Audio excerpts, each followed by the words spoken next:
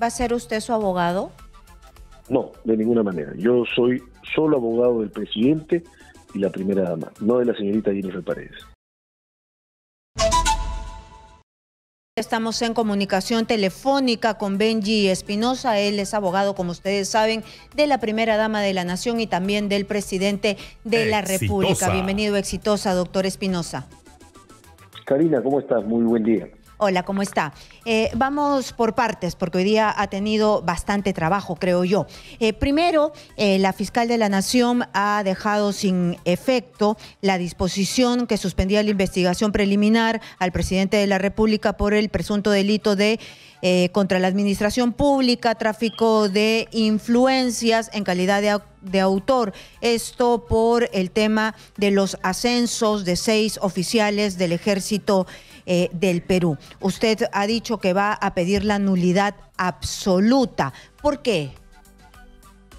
Hoy mismo vamos a presentar el remedio procesal de nulidad absoluta, amparándonos en el artículo 150D del Código Procesal Penal, porque consideramos que esta disposición fiscal 5, rubricada por la doctora Patricia Benavides, fiscal de la Nación, es una disposición absolutamente inconstitucional, por 2 razones.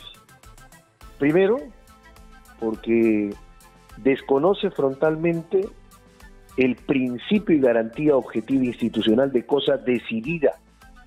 ¿Qué significa la cosa decidida? La cosa decidida quiere decir que cuando un fiscal cierra, archiva o suspende un caso, para que pueda haber una reapertura o reabrir una investigación cerrada, tiene que haber una motivación especial, exhaustiva y justificada de por qué lo hace, por qué reabre. No encontramos en las 10 páginas de la disposición fiscal 5 ninguna de esas motivaciones que el ordenamiento jurídico exige. Primer punto. Y segundo punto, porque se ha desconocido lo que se llama el principio de los actos propios, que por ejemplo en el lenguaje de la Corte Interamericana de Derechos Humanos asume como el principio de estoppel. Cuando un poder público, en este caso la Fiscalía de la Nación, toma una decisión vinculante, vincula a lo que pueda pasar en el futuro. La doctora Zoraida Ábalos, como fiscal de la Nación, decidió que conforme al artículo 117 de la Constitución, el presidente no podía ser investigado por este caso de los ascensos de las Fuerzas Armadas. Y por tanto, eso tiene que respetarse. Muy no bien. Es que porque cambian las personas, entonces las decisiones institucionales también van a cambiar, porque finalmente las personas pasan, antes la doctora Zoraida, hoy la doctora Benavides, pero la institución queda. Queda muy bien, doctor, pero ¿qué Nación. diferencias hay entonces si es que la doctora Zoraida Ábalos decidió suspender ciertas investigaciones, pero después Pablo Sánchez decidió abrir esas investigaciones? Ahora la doctora Benavides decide abrir también esta investigación. Pablo Sánchez ya abrió investigaciones que dejó suspendidas Zoraida Ábalos y un juez en primera instancia le ha dado la razón. Usted también quiso la nulidad de esta investigación y le dijeron que no. Sí, Karina, pero debo recordarte que el camino de la litis judicial no ha concluido. Ah, bueno, pero es lo mismo. En primera instancia. Muy bien, yo acabo de decir que es primera instancia. Porque el camino no está cerrado.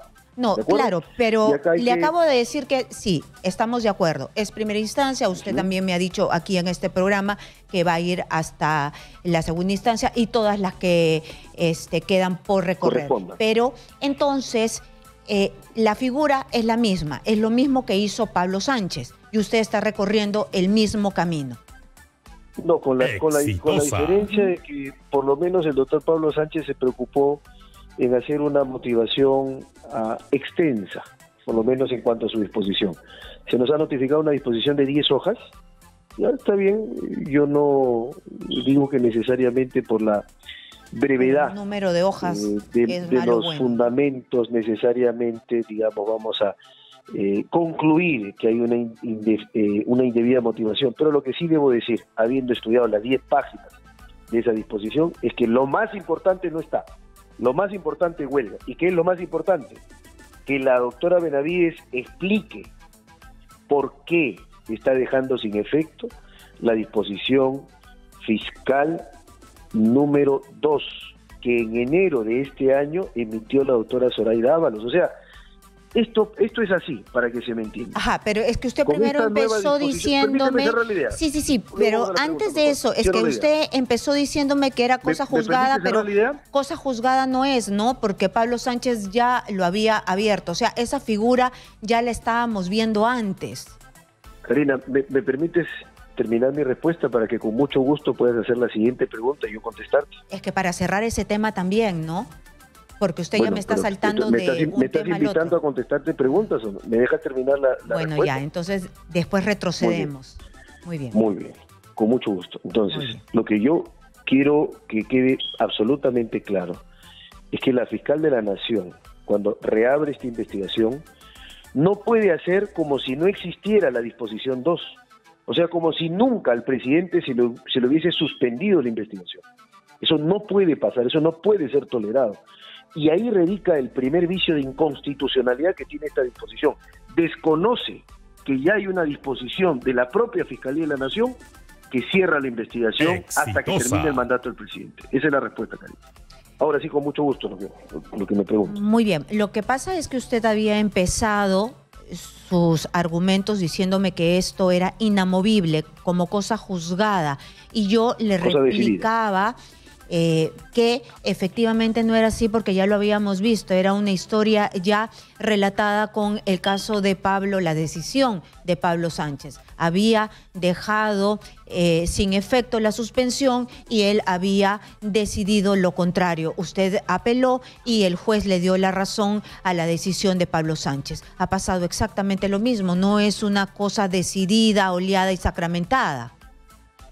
Con la abismal diferencia que en el caso del doctor Pablo Sánchez, el caso Tarata, no se había emitido una disposición de este tipo, como sí se ha hecho en el caso de los ascensos. En el caso de los ascensos, ya en enero de este año se había emitido la decisión de suspender la investigación respetando el artículo 117 constitucional, cosa que no pasó en el caso Tarata. Por eso es que la fiscal de la Nación tiene que rendir explicaciones de por qué hace pasar como inexistente una disposición vigente de la anterior fiscal de la Nación. Eso es lo grave que tiene este proceder. Y usted me dice, y me puede explicar, por favor, suspender no es archivar, no es que ya no existe, sino es suspender. ¿Se puede empezar a investigar si hay elementos suficientes para investigar? El señor Vizcarra, el general Vizcarra, ha seguido hablando, ofreciendo pruebas. ¿Eso simplemente uno tiene que obviarlas? Suspender significa que está clausurada la investigación al presidente hasta el término de su mandato, que sea el 28 de julio del 2026. Entonces no puede hacerse ahora en el 2022. No se puede reabrir una investigación que debe estar suspendida hasta el 2026. Eso es lo que significa suspender. Por más que el señor Vizcarra diga lo que diga, porque las palabras del señor Vizcarra no están por encima de la Constitución. La Constitución es muy clara. La Constitución es el acuerdo de todos, se refleja el pacto social. Y ahí hemos establecido nuestras reglas de convivencia. Si empezamos por violar la Constitución para incorporar al presidente haciendo una interpretación coyuntural, circunstancial, como veleta de lo que es la Constitución, entonces ¿en qué estamos, Karina? Bueno, pero quien interpretó y generó un precedente es el fiscal de la Nación, ex fiscal de la Nación, Pablo Sánchez, no es una veleta. Y ahora quien sigue este camino es la fiscal de la Nación, Espinosa. Así es, y es Benavides, disculpe. Y es evidentemente un camino lesivo a la Constitución. El doctor Pablo Sánchez antes y hoy la doctora Benavides están violando la Constitución de manera flagrante. Pero un juez les ha dado la razón. 117 haciendo en primera instancia. Eso no ha terminado. No porque un juez diga algo en primera instancia, entonces ya, los fiscales están blindados y entonces pueden seguir violando la Constitución. Eso no es así. Y todavía queda un proceso constitucional de amparo. Eventualmente estamos de acuerdo, pero hasta este momento es lo que vale. hasta este momento son las reglas del juego. Hay un precedente. Y por eso se sigue la investigación mientras tanto. Entonces, hay un precedente. Hay un precedente que lo generó Pablo Sánchez, que lo refrendó un juez, y por eso la fiscal camina sobre ese precedente. ¿No le parece lógico? Y hay una apelación. Y a mí me parece lógico que hay que esperar lo que diga la Sala Suprema de Segunda Instancia en esa apelación, porque la defensa camina en esa apelación y estamos convencidos de que si no es hoy, será mañana, y espero más temprano que tarde, que se haga respetar la Constitución, que es para todos. Nadie puede estar por encima de ella. Muy bien. Yo quisiera preguntarle también sobre la primera dama. La primera dama se sentó en el Congreso de la República, exactamente en la Comisión de Fiscalización, y dijo, bueno, yo no voy a hablar por recomendación de mi abogado. Entonces yo entiendo que su argumentación política sea de que todos tenemos el derecho de guardar silencio, pero usted está en un caso jurídico, por supuesto, pero también en un caso político. No se trata de cualquier persona, se trata del presidente de la República y de la primera dama. Personas que le deben explicaciones también al país. Ella no, pero él sí fue elegido por voto popular. Entonces lo mínimo que necesitamos es de su boca conocer la verdad, que no se nos mienta. Y el presidente de la República nos dijo que nos iba a decir la verdad. La primera dama es profesora, creíamos que nos iba más o menos a decir, porque cuando uno tiene la verdad no tiene por qué ocultarla, ¿no? Entonces, algún tipo de explicación. ¿Por qué ocultarla, no decir qué tan grave es la cosa que no se puede hablar, doctor?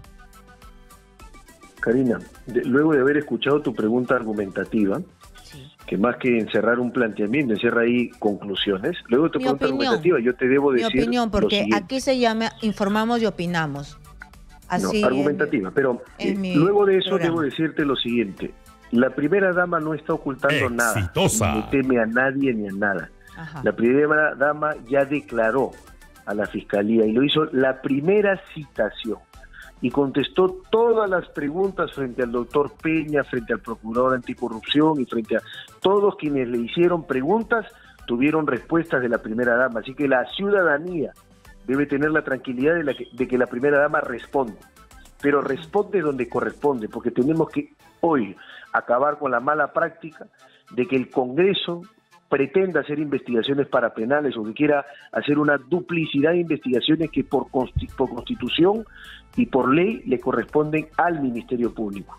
El Congreso tiene la facultad de fiscalizar hechos de interés público, por supuesto, pero hay límites. Cuando un hecho ya lo conoce la Fiscalía, es a la Fiscalía donde hay que dar respuestas. Y lo que hoy se ha hecho es ejercer el derecho constitucional y convencional reconocido en todos los pactos de derechos humanos, a guardar silencio. Sí, el silencio no significa sí, el silencio no significa no, el silencio no significa ocultar, y que no el significa silencio nada, significa ¿no? ejercer un derecho fundamental.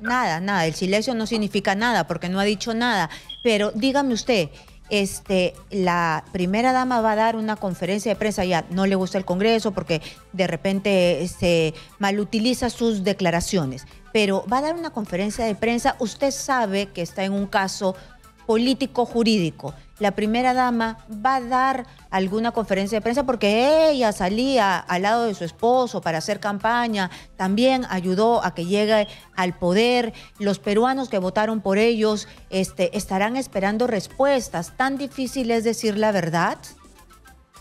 Karina, y usted sabe que cuando una persona es testigo no puede interferir en la reserva de la investigación. ¿Usted cree que la primera dama podría dar una conferencia de prensa? Perdóname, Karina, déjame cerrar la respuesta. Yo no te interrumpo cuando preguntas. Ajá.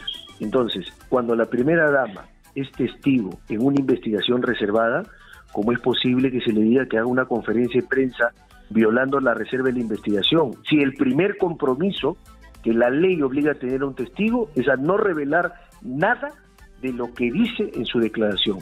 Y la declaración se da en el marco de la juridicidad y en la investigación fiscal como corresponde, y así se ha hecho. Ajá. Entonces, doctor, usted le dice que guarde silencio por las reservas, por la investigación, por las leyes. Eso está por encima de la verdad, de decirle la verdad al país, de ya ser honesto.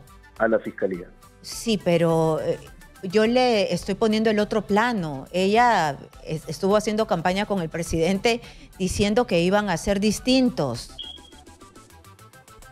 Lo que tienen que hacer la primera dama y el presidente es respetar la Constitución y la ley. ¿O usted quiere una primera dama que viole la ley? Y el resto utilice peruanos, su cargo para violar la ley. No, eso no se puede permitir. Pero con la verdad, sí, pero con la verdad se viola la ley. No, con la verdad. Bajo la etiqueta de la verdad tú vas a violar la ley. ¿Tú crees que la primera dama podría dar una conferencia de prensa Yo y nunca he declarar violado la ley con la verdad. Por reservado? De ninguna manera, de ninguna manera. ¿Usted viola la ley con la verdad? No se puede hacer.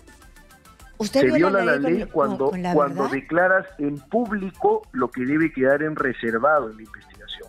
Así se viola la ley. Entonces, usted pretende, Karina, que la primera dama de una conferencia de prensa... Yo pretendo que sean honestos. Lo que ya dijo en reserva de una investigación, eso no se puede. Y eso podría crearle responsabilidad a la primera dama. Eso yo no lo voy a permitir como su abogado. ¿Pero por qué? Por decir la verdad. Entonces sí ha hecho algo. Porque si le cae responsabilidad, de ninguna manera, es porque ha hecho algo. Claro, si dice la verdad manera. Y le cae, y sin culpa, y le cae responsabilidad, exitosa. Es porque sí ha hecho tráfico de influencias, ha ayudado, se ha reunido con lobistas.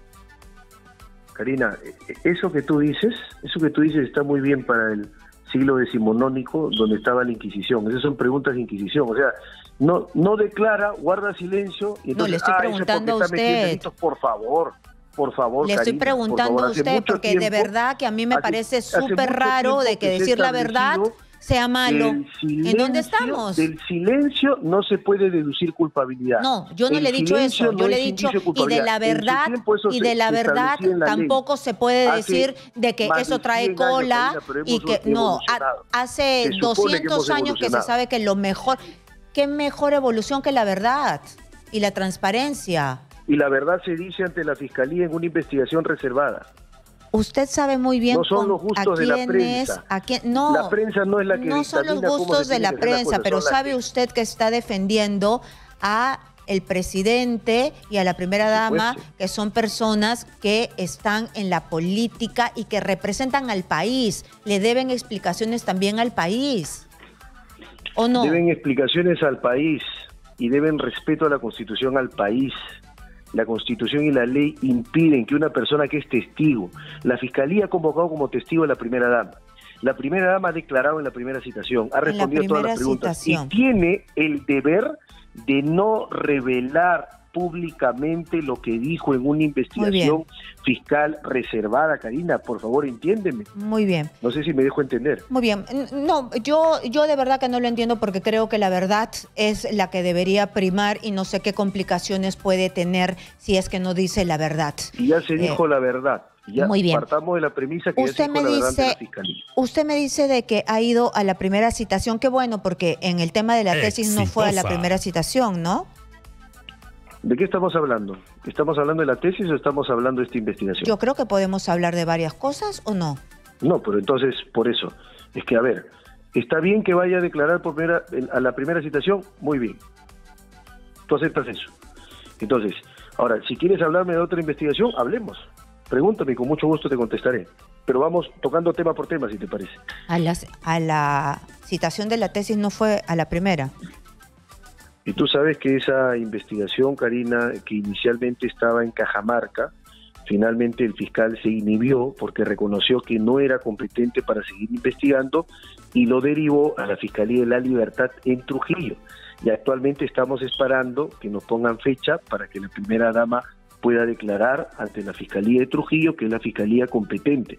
Eso se llama debido proceso, Fiscalía competente. Fiscalía competente por territorio, así se llama en el derecho. Muy bien, entonces lo que se viene de aquí para adelante es simplemente no esperar ningún paso de transparencia de parte de sus defendidos. Usted siempre va a ir por el lado de la reserva, ir por el lado de que hay que respetar hasta el último milímetro el derecho al silencio y que el país pues que no se entere de nada. Estimada Karina, yo te invito a que leas conmigo el artículo 324 del Código Procesal Penal. La ley es la ley, hay que cumplirla. Dice que las investigaciones son reservadas y dice que los testigos que declaran una investigación reservada están prohibidos de hacer declaraciones públicas, conferencias de prensa sobre lo que ya declararon de manera reservada. Eso es un deber de todos los testigos, de la primera dama y de cualquier testigo que hoy en el Perú esté citado a declarar, tiene que declarar ante el fiscal, puede contestar o no puede contestar dependiendo de la situación. La primera dama contestó a todo, teniendo a su hermana investigada, pudiendo haberse abstenido a declarar. Y lo más importante, lo hizo ante el Ministerio Público como corresponde en una democracia. Ese es ejemplo de conducta democrática y respetuosa de la legalidad. Bueno, ojalá que en algún momento lleguemos a nosotros tener los parámetros de anticorrupción y menos secretismos que hay en otros lados del mundo con, en realidad, de primer mundo, pues, ¿no? No como nosotros. Pero dígame usted, el paradero, yo sé que usted me va a decir que usted no es, pues, el abogado de la hermana de la primera dama, pero la primera dama sabe, ha colaborado con la justicia. ¿Dónde se encuentra su hermana? ¿Sabe dónde está? ¿Ya no se encuentra en el país?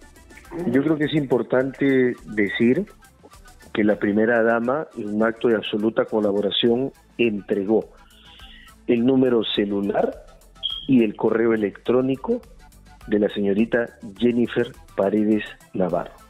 Se le entregó al doctor Johnny Peña, quien preguntó por ella, dijo: primera dama, ¿cómo hago para localizarla? Acá están sus datos.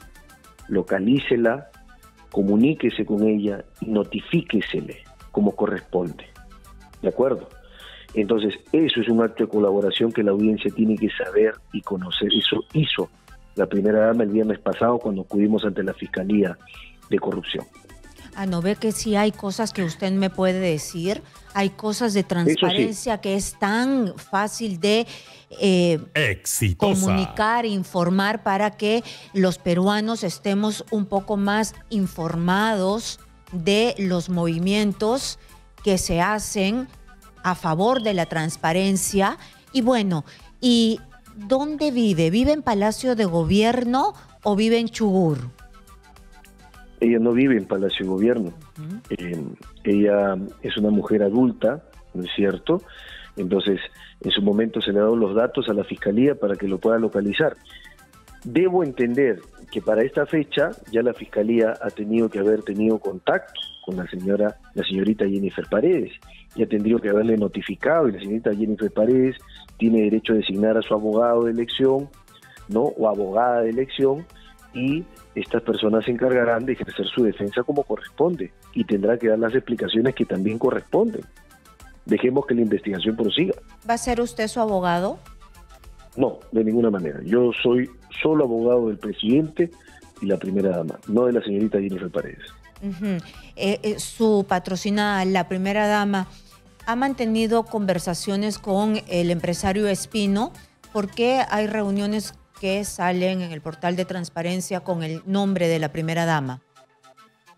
Como lo he declarado, la primera dama no se ha reunido con el señor Espino y el contenido de las explicaciones se ha dado en la investigación reservada. Yo te puedo decir cosas como, por ejemplo, que la primera dama da el número y el correo electrónico de Jennifer, pero no te puedo decir cuál es el número o correo electrónico que ha brindado. ¿Te das cuenta? Hay límites de reserva que yo como abogado también tengo que observar, porque a mí se me puede multar si es que yo violo la reserva.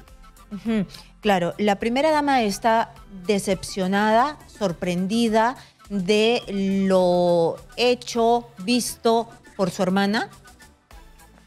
A ver, vamos a partir de una idea muy básica. Yo he explicado largamente que en el comportamiento de Jennifer Paredes no veo delito, no aparece el delito de tráfico de influencias. El tráfico de influencias solo aparece si es que hay necesariamente un medio corruptor. Medio corruptor quiere decir, por ley penal, artículo 400 Código Penal, que haya un beneficio, que haya una ventaja, que haya una dádiva o que haya una promesa de ventaja o de entrega de beneficio a futuro. Si eso no existe, no hay delito. Hay que separar las cosas. Hay que separar el escándalo del delito. No todo escándalo se traduce en delito. Entonces la primera dama está tranquila.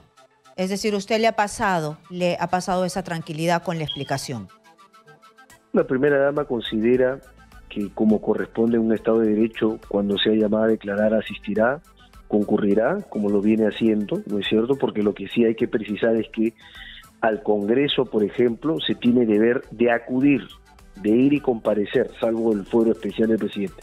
Todos tenemos que ir, pero no tenemos la obligación de declarar, porque el derecho al silencio es un derecho fundamental. Eso hay que dejarlo claro. Muy bien, doctor. Muchísimas gracias por estar aquí en Exitosa. Gracias por su tiempo y por respondernos las preguntas. Ha sido Benji Espinosa, abogado del presidente de la República y también abogado de la primera dama.